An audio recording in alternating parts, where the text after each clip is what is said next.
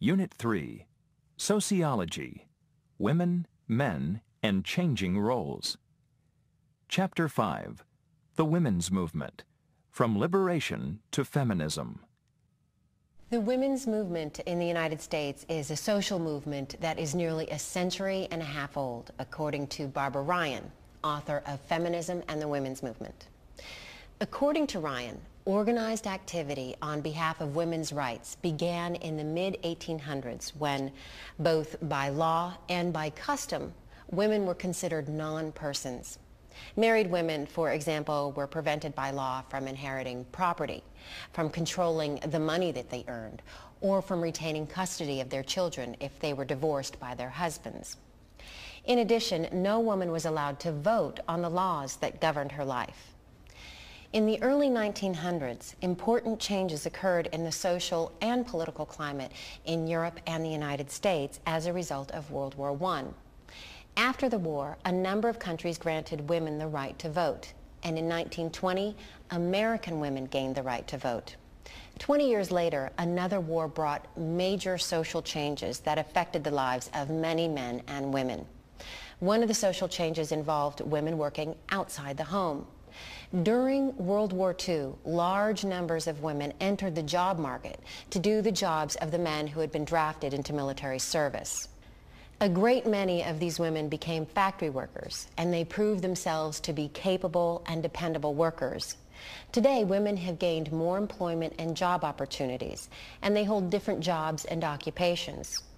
Women are breaking into male-dominated fields, from sports writing to police work to firefighting, though their progress into these male-dominated professions is slow. In fact, women make up only 1.5% of the 200,000 professional firefighters in the United States today, and they make up only 4% of airline pilots and navigators. In addition to entering male-dominated professions, many women are starting their own businesses and operating successful businesses today. It is becoming more common to find women occupying positions of leadership in American business. In fact, women-owned business is one of the fastest-growing segments of the United States economy. In 2003, for example, the U.S. Small Business Administration reported that in the United States, 9.1 million women-owned businesses employed 27.5 million people and contributed $3.6 trillion to the American economy. In other words, women business owners are critically important to the American economy. According to a 2004 study by the Center for Women's Business Research, the nation's hotspots for women entrepreneurs are clustered in the western part of the United States. Idaho and Wyoming are tied for first place, followed by Utah, Nevada, and Arizona, as the 5 states in the United States where the greatest growth and expansion in women-owned businesses occurred. Between 1997 and 2004, on average, the number of women-owned businesses in these 5 states grew at more than twice the rate of the rest of the country. The average rate of women-owned businesses was 28.8%, compared to 14% for all other states in the United States. As many as 10 years ago, women-owned businesses employed more people domestically than the Fortune 500 companies did worldwide. Why are women entrepreneurs so successful? The founder and president of the American Women's Economic Development Corporation in New York, Beatrice Fitzpatrick, says, "A woman would no more let her business fail than she would let someone kill her child." But for some women, success in business has not come without the costs of overwork, burnout, and potential damage to health, friendships, or family relationships. According to the authors of the book Megatrends for Women, the great challenge for millions of successful women entrepreneurs and other professionals is to maintain their success while being sure that they have a balance between work and their family and social lives. Women have advanced to leadership positions not only in business, but also in politics. Women have become important political leaders all over the world, though politics is still largely a male-dominated world. For instance, in 1969 in the United States, only 4% of the state lawmakers were women. By 2003, this number had grown by more than 500%, and 22.3% of state legislators were women. Although this may seem like a great increase, it must be remembered that women make up more than 50% of the population in the United States. So they are not yet receiving equal representation in the world of politics in the United States. The United States has not yet had a woman president, although women have served as presidents of Ireland, Nicaragua, and the Philippines. Many other countries have had female political leaders. Women have served as prime ministers in the United Kingdom, France, Turkey, Pakistan, Canada, and Bangladesh. The family has changed a lot since women have become so active outside the home. Today, less than 10% of American families have the traditional working father and the mother who stays home to take care of the children. To make up for the time that women are spending out of the home, many men are having to play more of an active role in raising their children. Government and businesses are also becoming more concerned about helping working families with child care. But much more needs to be done to help women and men take care of their children while they're at work. In spite of the fact that the rate of women's participation in the workforce rose from 27% in 1940 to 57.6% in 2003, including more than half of all women with a child under the age of 1 year, there is still no government-sponsored child care or parental leave policy in the United States. According to Barbara Ryan, a major obstacle to women's emancipation lies in the lack of government-sponsored social service support for working women who have children to support. Because problems are still preventing some women from taking equal place in society, many people still believe that a women's movement is still necessary. However, many diverse opinions have emerged about how to achieve equality for women and men in work, education, politics, and the home. Some activists in the women's movement call themselves feminists, whereas others who resist political activism choose not to label themselves feminists because they feel that the U.S. media often portray feminists as people who are anti-men. Most feminists do not take such an attitude at all. In any case, the word feminism and the principles of feminism are not easy to define because they mean different things to different people. In her book, Feminism and the Women's Movement, Barbara Ryan provides a number of definitions of the term feminism. She quotes one woman who says that, in her opinion, feminism represents the best of what it means to be human. Anybody can be a feminist, except you have to work at it. Basically, to me, it is the belief that everybody should have the opportunity to be the best that they can be, and we ought to have a world that encourages that. The names and terms associated with the movement, however, are not nearly as important as the changes that feminism and the women's movement have caused in American society. Because of this century-and-a-half-old movement, women are contributing more to American society, and society is benefiting from their contributions. As a result of the women's movement, women's liberation, and feminism, women are enjoying new freedom, new opportunities, new responsibilities, and new headaches.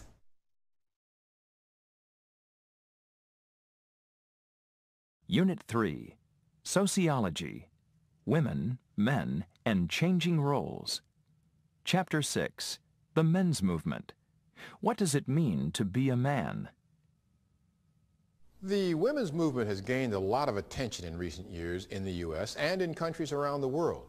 As you heard in the last lecture, the women's movement has inspired many women to fight for equal rights and treatment in their homes, their personal relationships, and at work. It has also forced many women to examine and to rethink the roles they play in society.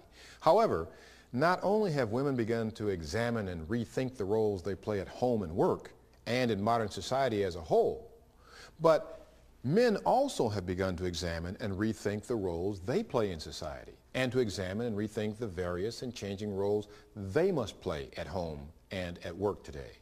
Men have also begun to react in both positive and negative ways to the new expectations they must meet at home and work. Some men are adjusting well to the new roles that they must play as more and more women enter the job market. And some men are pleased that their wives and partners have jobs outside the home. However, some of the role changes men are having to make to accommodate their working wives and girlfriends and some of the new expectations concerning their masculinity are causing some of them a good deal of stress, anger, and confusion. Some men are even asking the question, what does it mean to be a real man in today's world? Many are confused about how they should treat women, whether these women are their female colleagues at work, their friends, or their wives. Some feel they are no longer king of the castle at home. As a result of this confusion and unhappiness, a counter-movement called the men's movement has sprung up alongside the women's movement in the United States. Men in the movement seek to provide one another with support that they need to cope with the stresses and strains of being a man in today's world, and to cope with the stresses and strains brought about by the professional advances made and the personal freedoms won by women in many countries over the past few decades. Some women view the men's movement as a backlash against the professional advances women have made and the personal freedoms they have won as a result of the women's movement. Many men, therefore, and many women also, see the men's movement as men's need to form a brotherhood for psychological support, just as women have formed support groups with other women. Others see the men's movement as men's attempt and need to understand more fully what it means and takes to be a real man at the start of the 21st century. When traditional definitions of manhood are changing or are under attack in many countries around the world. To begin this discussion of some of the catalysts for the men's movement, I'll say just a few words about why some women consider the men's movement a reaction against the women's movement, what the well-known author Susan Faludi calls the backlash against the women's movement. Ms. Faludi suggests that some men feel that women are becoming too independent and powerful today as a result of the professional advances they've made in the workplace and because of the personal freedoms they have gained in their family and personal relationships. She notes that the resentment of some men toward women's gaining power is not a recent phenomenon. More than 1900 years ago, the women of Rome tried to repeal a law that forbade them from riding in horse-drawn chariots and from wearing multicolored dresses. In 195 BCE, the Roman senator Cato expressed the fear and concern that the women of Rome had become so powerful that the independence of the men of Rome had been lost in their homes and was being trampled underfoot in public. In her book titled Backlash, The Undeclared War Against American Women, Susan Faludi points out that many men today still resent women's progress in becoming independent personally and professionally. Faludi notes that a 7-year survey of American male attitudes in the 1980s found that no more than 5 to 10% of the men surveyed genuinely supported women's demands for independence and equality. It is likely that this attitude has not changed much today. Although some women view the men's movement as a backlash, many others see the men's movement as something that is good for both men and women. They see it as men's need to form a brotherhood for psychological support to protect their rights and personal freedoms, even as women form support groups with other women to protect and advance their rights. They think, for example, that women should not automatically be given custody of children when a divorce occurs, and yet this is what happens in the United States today. Finally, some authorities relate the development of the men's movement to the confusion created by the crisis of masculinity in contemporary society and the many and changing images portrayed in the popular media of who and what real men are and how they are supposed to act. If you watch American movies, you might find yourself asking, is the real man, for example, a sensitive guy like Dustin Hoffman's Tootsie? Is he an involved dad like Robin Williams' Mrs. Doubtfire? Or the father played by Steve Martin in Parenthood? A macho man like Arnold Schwarzenegger plays in The Terminator? Or is he a caring nurturer like the man Schwarzenegger played in Kindergarten Cop? Many men are searching for answers to this question and are attempting to find answers from the leaders of the men's movement.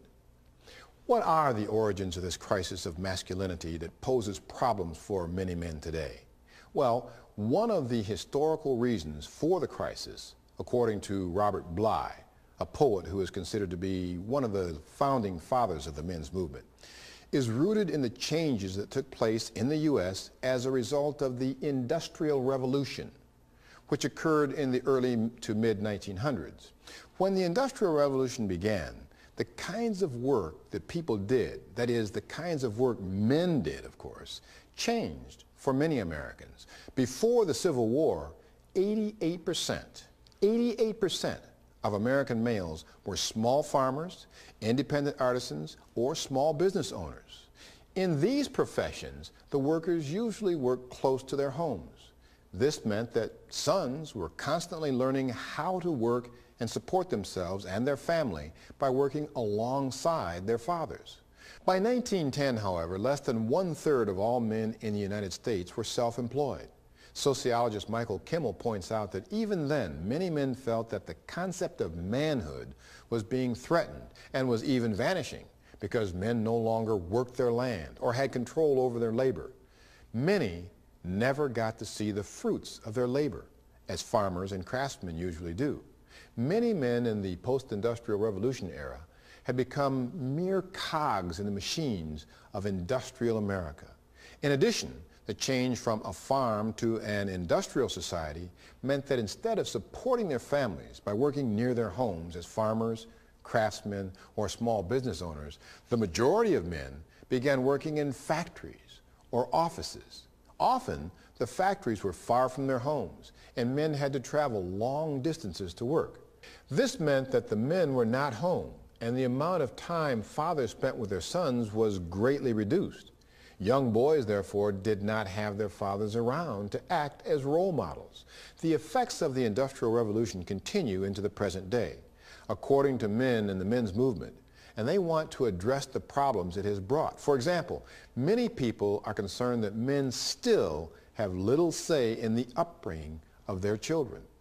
The evolution of the women's movement had a profound effect on the development of the men's movement. As a result of the women's movement, more women are working outside the home, and many men are playing a more active role in family life, and they are taking on some of the tasks involved in childcare and housework. 30 to 40 years ago, care of the home and children was almost exclusively the responsibility of women.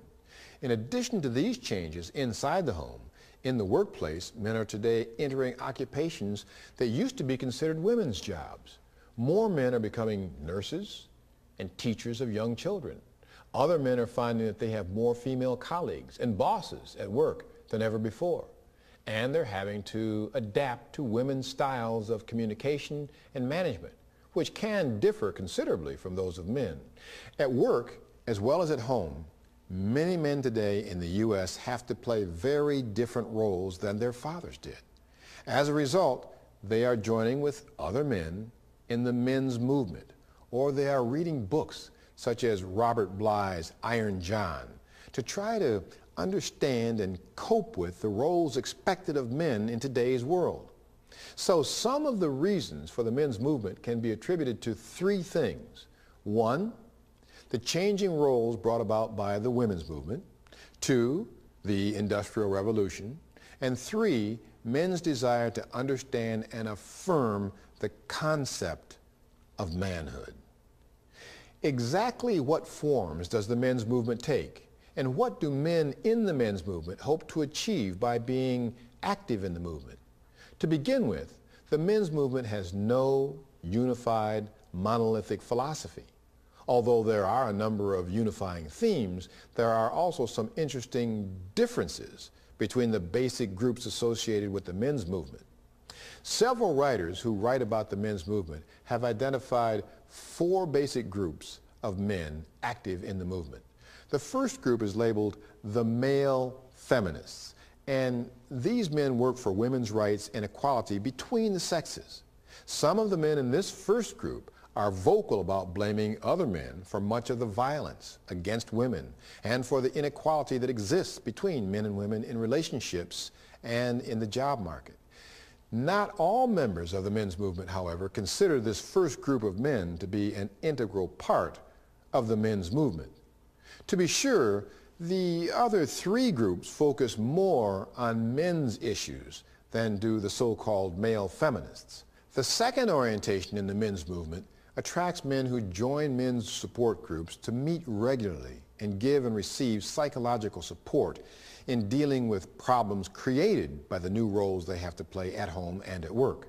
These men are attempting to learn to better express their feelings and emotions and to show sensitivity without being ashamed.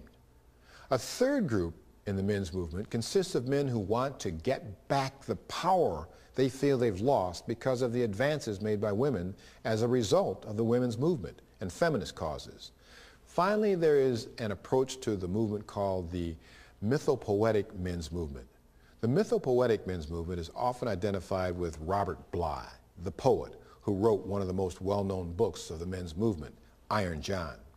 The men involved in this aspect of the men's movement believe that men should be initiated into manhood as men were initiated when people still lived in small tribes and bands and ancient cultures. Now, this group initiates men using mythology, poetry, hence the name mythopoetic, and other rituals such as dancing to explore and affirm the value of masculinity and masculine approaches to problem solving. Men who subscribe to this viewpoint worry that too much contact with women and too little contact with other men has turned them into weaklings or wimps. So the men's movement is very diverse. A man who wants to join the movement has many options of just how he will explore the question, what does it mean to be a man in today's world? What do women think of the men's movement? Just as there are many different ways for men to approach the men's movement, there are many different opinions about the value and worth of the movement. Some women, especially many feminists, do not like the men's movement. They feel that it is a backlash and that it is an example of how men are trying to keep women from achieving equality by forming stronger good old boy or male-only networks and by advocating women's return to their roles of housewife and mother rather than business partner or competitor. However, some women, particularly those whose husbands are part of the men's support groups or who have gone on men's weekend retreats, are glad that men are learning to express their emotions and getting support from other men.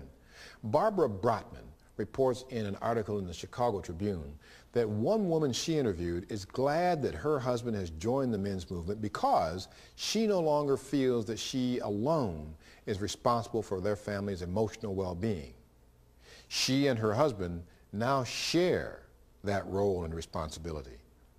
This lecture has been only a brief introduction to some of the issues related to the men's movement.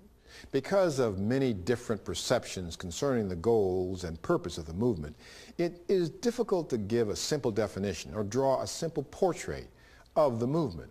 Perhaps it would be better to say the men's movement is like a tree with many branches and many roots. The movement is much younger than the women's movement, but in one form or another, it is beginning to have substantial impact on many men and women as they try to adapt to their changing roles in American society in the 21st century.